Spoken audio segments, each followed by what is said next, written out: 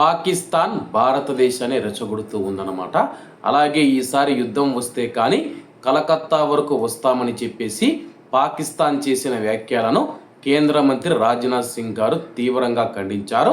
వివరాల్లోకి వెళితే భారత్తో యుద్ధం వస్తే ఈసారి కోల్కతా వరకు వస్తామంటూ పాకిస్తాన్ మంత్రి ఖవాజా పలికిన ప్రగల్భాలపైన భారత రక్షణ మంత్రి రాజ్నాథ్ సింగ్ గారు స్ట్రాంగ్ కౌంటర్ ఇచ్చారు, వార్నింగ్ ఇచ్చారు.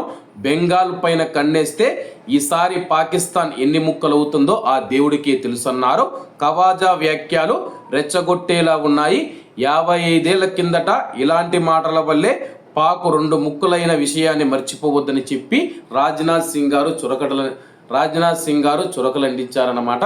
అలాగే మరోవైపు మనం చూసుకుంటే కానీ అమెరికా పాకిస్తాన్ మీద దాడి చేస్తే మేము అమెరికా మీద దాడి చేయలేం కాబట్టి ఇండియా మీద దాడి చేస్తామని చెప్పేసి పాకిస్తాన్కు సంబంధించిన మాజీ అధికారి కూడా ఒక అతన్ని తెలపడం జరిగిందనమాట. ఎప్పుడు భారతదేశం మీద ఏడవడం తప్పితే కానీ ఈ యొక్క పాకిస్తాన్ కుక్కలకు మరో పని లేదని చెప్తూ నెటిజన్లు అయితే కామెంట్ చేస్తున్నారు.